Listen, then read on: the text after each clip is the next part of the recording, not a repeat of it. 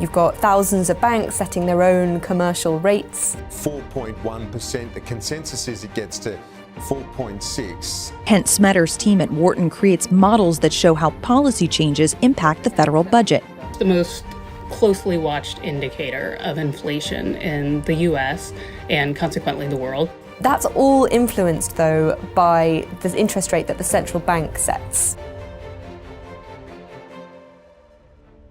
Every year, governments and central banks announce they're fighting inflation, keeping it under control, bringing it down. But here's the contradiction. Those same institutions target 2% inflation, not zero, not deflation. Always a positive number.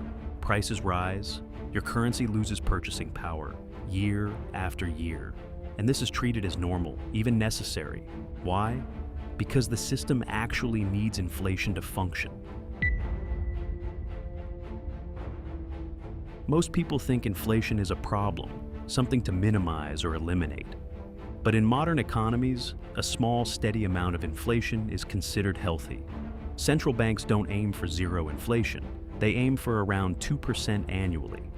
The Federal Reserve, the European Central Bank, the Bank of England, all target positive inflation.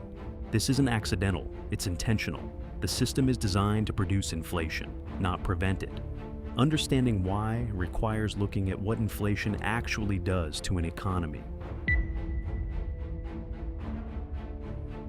Inflation serves a specific function. It encourages spending. When money loses value over time, holding cash becomes expensive. If prices rise at 2% per year, $1 today buys more than $1 next year. That creates an incentive to spend or invest now, rather than wait. But if the opposite happened, if money gained value over time, behavior would change. Why buy today when it'll be cheaper tomorrow? Why invest when holding cash delivers a guaranteed return? Deflation encourages hoarding. Spending slows. Businesses cut production. Incomes fall. The cycle spirals downward. Japan experienced this for 2 decades. Prices stagnated. Consumers delayed purchases. Growth ground to a halt. Inflation prevents that trap. By making cash gradually lose value, it nudges people towards spending, borrowing, and investing. That activity drives economic growth. Central banks maintain this pressure deliberately. A small amount of inflation keeps the system moving. But there's a deeper reason governments tolerate and quietly benefit from inflation: debt. Modern governments carry enormous debt. The United States owes over $35 trillion. Japan's debt exceeds 250% of its GDP. Even relatively disciplined governments borrow heavily. Here's where inflation becomes useful. It reduces the real value of debt over time. When a government borrows money, it promises to repay a fixed amount, say $1 billion. That obligation doesn't change. But if inflation runs at 2% per year, the purchasing power of that $1 billion shrinks. 10 years later, the debt is the same in nominal terms, but worth less in real terms. Meanwhile, if the economy grows and tax revenues rise with inflation, the government collects more money in nominal terms. The debt becomes easier to service, not because it shrunk, but because the currency weakened and incomes rose. This is inflation's quiet function. It erodes debt burdens without anyone having to make a painful decision. Governments don't need to raise taxes sharply or cut spending dramatically. Inflation does the work slowly, invisibly, over time. As we explored in Why Every Country Keeps Borrowing More Money, debt has become structural in modern economies. Inflation helps make that debt sustainable. So, what happens if inflation disappears? Deflation creates the opposite dynamic.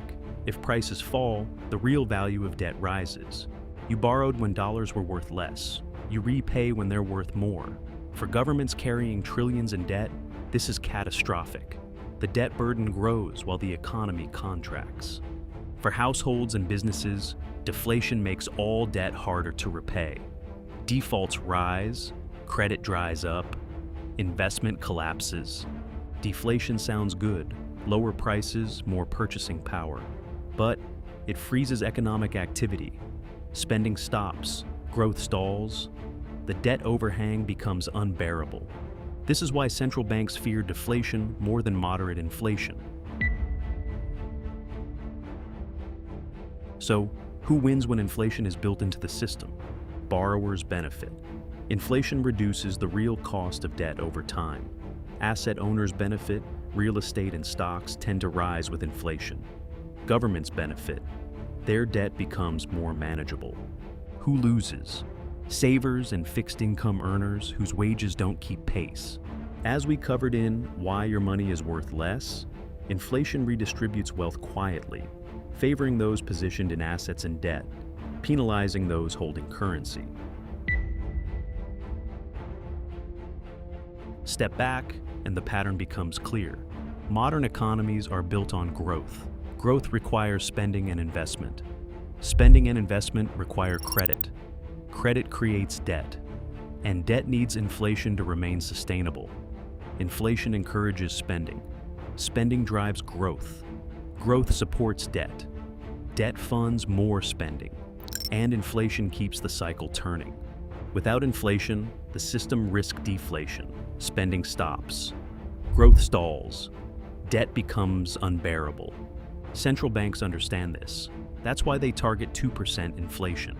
Not because it's ideal for everyone, but because it's what the system requires to function. Governments don't just tolerate inflation. Modern economies quietly depend on it.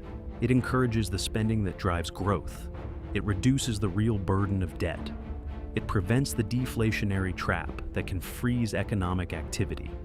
Central banks target it. Governments benefit from it. The economy relies on it to keep moving. The real question isn't why inflation exists. It's whether the system can function without it.